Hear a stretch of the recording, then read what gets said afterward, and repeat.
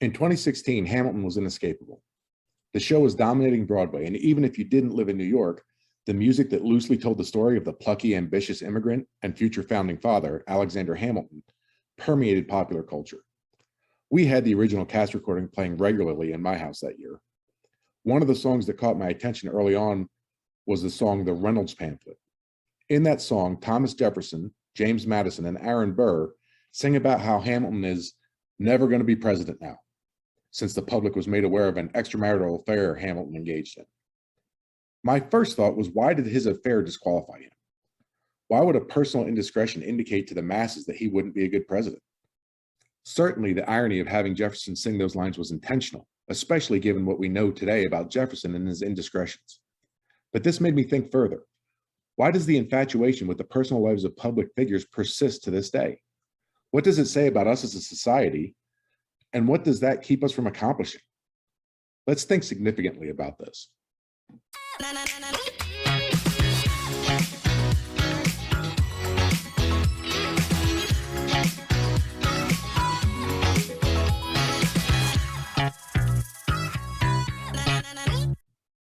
Hello out there to all the significant others listening to this. I'm Pete, and as ever, I'm joined by my voracious co-host, Melissa. How are you today, my friend? Hello, Pete. I'm well, and hello, listeners. Pete, I have got to tell you that when you suggested this as a topic, I really had my doubts. I think we both want to keep our topics above board, and I just was not sure where you were going with this when you first brought it up. Yeah, I very much recall your response when I brought it up and completely understand your point of view. I wasn't trying to pitch a salacious topic, but I think by the end of this episode, we'll see how it would be far easier for us to accumulate a large following if we did go that route. Maybe, but is that really the type of audience we're looking to attract? There's the rub. So I knew that you're a fan of Hamilton. That I am. Yes, absolutely. And what did you think of the role of James Callender in the play? Well, I am definitely familiar with the play, and I do not recall a James Callender in that show. I do not think James Callender appeared in any of the productions. Well spotted, ma'am. No, he wasn't. He wasn't. Absolutely not. But his influence certainly was. He was the reporter who first published the story about Hamilton's affair and accused him of mishandling government money. His accusations are what led to Hamilton publishing his own retelling of his indiscretion, and that was the impetus for the song that I mentioned in the intro. Totally. See, what Hamilton did is cause me then to learn all things Hamilton, right? So clearly, right. They're getting their bang out of this buck. Yeah. Right. We all became U.S. history and had high interest in U.S. history there for a short time. Right. Exactly. I'm like, how come we never learned it like this? Yes. Which is why I know that those accusations of financial improprieties were never proven. No, right. But the details of the affair were very popular to the extent that Hamilton could no longer be considered a serious candidate to win an election. But I think that's what the press does. It speaks truth to power. Yeah, I agree that ideally that's what a free press does, but that power can also be abused. You've heard accusations toward the press, regardless of their slant, accusing them of desiring to be kingmakers, right? Sure. The idea being that the press has the power to sway popular opinion so that the candidate they prefer will win elections. And honestly, given the amount of exposure and influence the news media has today, I can see where that argument has merit. I can see where you're coming from, but I might argue that during the founding of the nation, the press had even more power because of the scarcity of the messages. Whatever was published at the time carried more weight. It wasn't being watered down by the thousands of news websites that we're bombarded with daily in 2021. If I'm confronted with a story that doesn't align with my political point of view, in a few clicks, I can find one that does. James Callender had very limited competition, so what he published arguably had more influence over his readers. That is a valid point, completely logical, but I have to ask, is that what this guy was really doing? Well, to be fair, no one's really sure. There's good evidence, though, that Thomas Jefferson, who was Hamilton's political rival and had access to the documents that proved the affair, sent them to Callender specifically to damage Hamilton, especially since he knew that the accusations of mishandling money were false. So Jefferson was using calendar as a tool to harm his political ally, what some might call like a useful idiot. Well, we can't just wave him off as innocent either. Jefferson also used calendar to attack John Adams and his administration.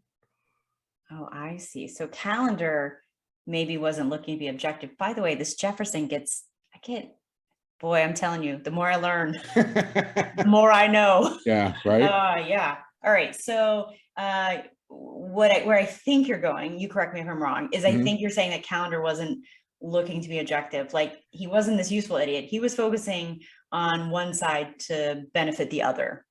100%. Yeah. And we can look back in hindsight and see his motivations and how he was ignoring stories about his benefactor. All right, I'm intrigued. This might be a part that I'm not familiar of. Tell me more about his benefactor. I love how interested you are in this, and I'll tell you exactly why in just a minute. I'm on the edge of my seat, Pete, which is not necessarily good in a podcast because you get, that much closer to the microphone, but I do want to know. I want to know. Okay. Well, what ended up happening is he requested or expected his good buddy TJ to install him as the postmaster of Richmond, Virginia. When that didn't happen, Calendar turned his attention to Jefferson and was the first to bring to light his relations with Sally Hemings. So he was smearing Jefferson's opponents in the expectation that he'd reap some reward later on down the road, even though it was this postmaster of Richmond, Virginia, which I could tell you is not on my short list. Yeah, I don't know. I'm not sure what the appeal of that position was in that day and age, but that's what he was gunning for. All right. Well, maybe I'm taking back my earlier support for his journalistic efforts. I kind of figured you would. He really was helping to turn public opinion in a way that helped his ally because he was expecting to be rewarded for his efforts. Greasing the skids, man. Oi. All right. So Calendar was less of a journalist and more of like a political hitman, like only telling the story he wanted in order to sway the public in whatever way was beneficial to him at the moment.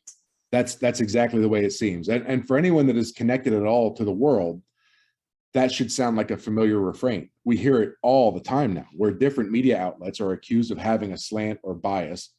One side is constantly accusing the other of dirty dealings, a la Mr. Calendar.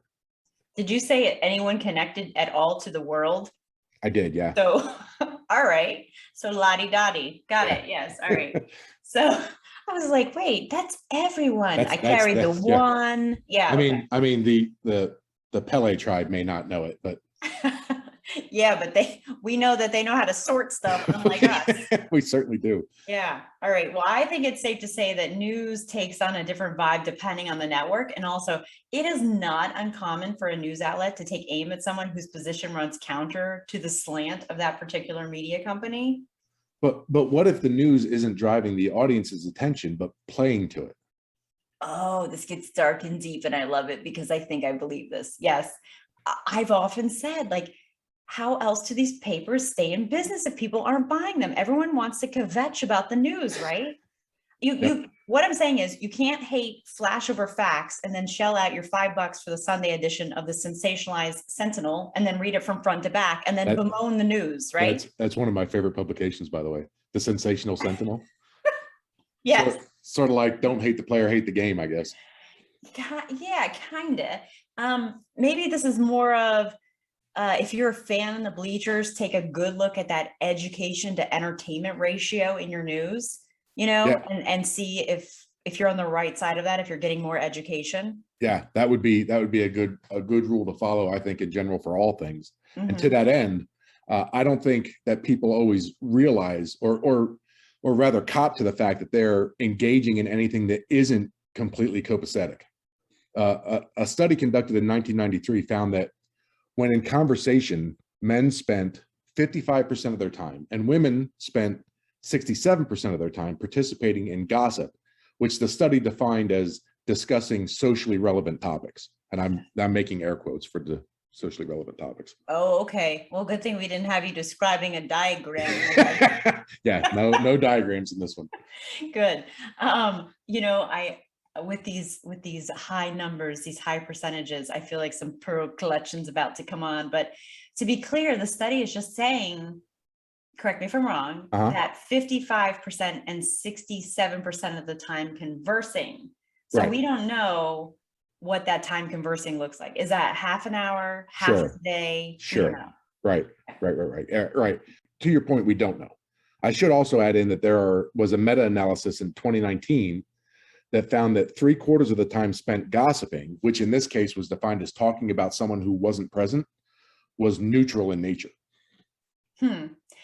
That's interesting. I guess I just automatically assume that gossip is negative. I mean, the word has a negative connotation to it. Like I'm walking into a beauty salon and all of a sudden we all turn into Adele, starting every sentence with rumor has it, you know? That's a musical salon. But as Neon Trees says, and the statistics show, everybody talks. Oh, Pete with the jokes today. All right. So if the 3/4 of the talk is neutral, what is that other quarter of gossip categorized? What's the rest of the story here? Okay, well, as you can imagine, the rest of the time was filled up with either positive or negative gossip. And while the percentage of each were really small, the split isn't great. 15% of the time was spent on negative gossip, and only 9% was spent on positive gossip. What is positive gossip, Pete? I hear that Betty Lou volunteers at the animal shelter in her spare time. Gas, say it isn't so. Like what does this look like? What's positive gossip? Well, and I don't think that you're actually far off. For the purpose of this discussion, we want to think about gossip as anytime we share information about others. So yeah, that would include who is volunteering at the homeless shelter. All right. So we are agreeing to find gossip as information sharing, just information sharing. Then I can actually make the argument that yes, I can see gossip could be seen in a positive light. Right. I know that kind of information sharing is critical to the formation of societies as we know them, because it's that information sharing that helps groups define norms. Sure. And it also warns about the consequences of violating those norms. Like if we were creating a society, we'd be like, take your shopping cart back to the corral. Yes. And as societies grow, it's just not possible to observe all this, observe all this behavior on your own. So we rely on others to relay stories to us, right? To help us stay on top of how society's attitudes are shifting. If someone violates a norm, the associated gossip would warn others not to behave in the same way. That's a fantastic summary. That was very well said. So we've established that establishes gossip's functions in society, right? How prevalent it is, how often it paints a positive or negative picture. But why don't we pivot just now and highlight the effect that it has on us as individuals? Ladies and gentlemen, we will begin our tour in the prefrontal cortex. Please ensure that you stay together as a group. I know that you're making a joke, but there really is nowhere better to kick off our tour of the gossiping brain. Waiter, okay, I'm glad you went along with me on that. All right, yes, let's talk about the prefrontal cortex. I've been waiting all day. All right, fantastic. Yeah, I definitely was trying to make a funny there. But research does back me up on this. So there is a 2015 study, and that said that hearing any gossip about ourselves or any negative gossip at large had more activity in the prefrontal cortex, which, as you know, we've already discussed, is the part of the brain that helps us abide by social norms. Which is in alignment with what we were talking about before, with using gossip to keep track of social mores. For the next stop on the tour, I'd like to take us to the caudate nucleus, which we will abbreviate to CN so that I don't have to actively work to not bumble over that again. Okay. Now the CN, which is also, I don't want to get anybody confused with Cartoon Network because that immediately comes to mind for me. But the CN, which isn't as well known as the prefrontal cortex, but can generate dopamine, which we've talked about in previous episodes being part of the brain's reward response. That 2015 study showed that there was an increase in activity in the CN in response to negative gossip about celebrities. That is, the subjects actually felt a level of enjoyment hearing that negative gossip. So if you had an enthusiastic response to hearing about there being some dirt on Mr. Calendar earlier, that was your brain acknowledging that it might just get a hit of dopamine from hearing about his bad deeds. It is like so jacked up. That is so jacked up. That is. You love hearing negative dirt about your celebrities. Oh boy. All right. So when we're leaning in for this tea, what is really happening is we're jonesing for that hit of dopamine. If that is not a primitive level response, I don't know what is. But this definitely explains why we want to listen to gossip. So this is interesting. Is there what do we know about wanting to speak the gossip though? Okay. Well, in addition to the psychological benefits, there are physiological responses that make us inclined to participate in gossip. In 2012, a study by Matthew Feinberg and his colleagues at the University of Toronto's Rotman School of Management highlighted these effects. They found that when people were passive participants, when they listened to gossip about others, their heart rate increased. However, when they became active participants, when they started to participate in the gossip, their heart rate decreased. And when you realize that spreading gossip has a soothing effect and hearing gossip triggers our reward centers, suddenly it is not such a mystery why people are so eager to participate in gossip. I mean, I'm definitely not advocating for gossiping here, but it makes some sense. And I want to stay focused on the idea we started off with, and that's that our personal titillation from gossiping about politicians or any celebrities' lives may distract us from the things that are truly important, which I'd argue are the issues and policies, and can be weaponized against us by the James Callendars of the world. Without a doubt, if we get caught up paying attention to the latest tawdry rumor, we're not focusing on what policies are being proposed or what positions politicians are taking on issues. Every minute a politician spends denying frivolous rumors is one less minute that he or she can lay out how his or her policies will help the people that he or she represents. That's a lot of pronouns in there. It certainly is, yeah. I should have gone to the collective they. Yeah. Next time. Or just go one or the other, as long as you go Right. back and forth, I think it's fair. Back and forth. Every minute a politician spends is she can his policies. Come on, man. Come on, man. I appreciate the pronoun effort. I do. All right. You're welcome. Okay. But to get back to what you were saying, that technique is now and always has been used in political campaigns. You find yourself falling behind, create a story for people to gossip about and hope it changes public opinion. It worked for Thomas Jefferson, and politicians all over the world have learned their lessons well. And a savvy media conglomerate with 24 access to their audience can certainly play to our tendencies to want to listen to these personal details, even if they end up not being true.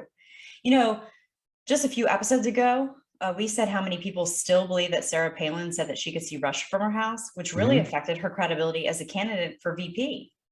Yeah, and infamously, it was said that a lie repeated often enough becomes true, and that's unfortunately a fact.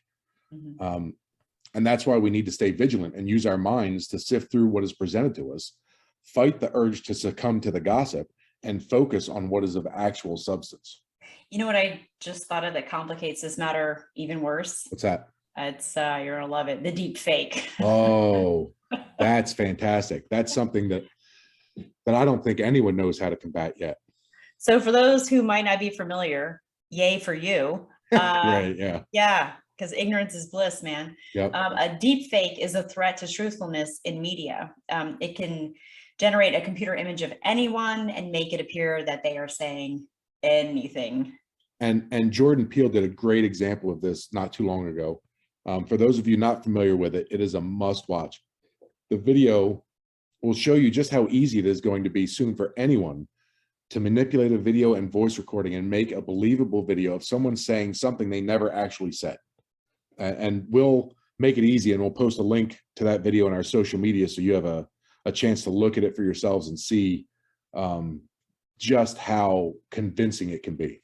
Is this when Peele did President Obama? Yes, that's the one I'm referring to. That was fantastic. Absolutely. It was fantastic and frightening. Yes, yes, that's exactly what I was going to say. Oh gosh, that I was like, oh, this is a thing, and oh, this is scary. Yeah, it really. You definitely want to check this out when you're done listening to us for sure. Absolutely. Yeah.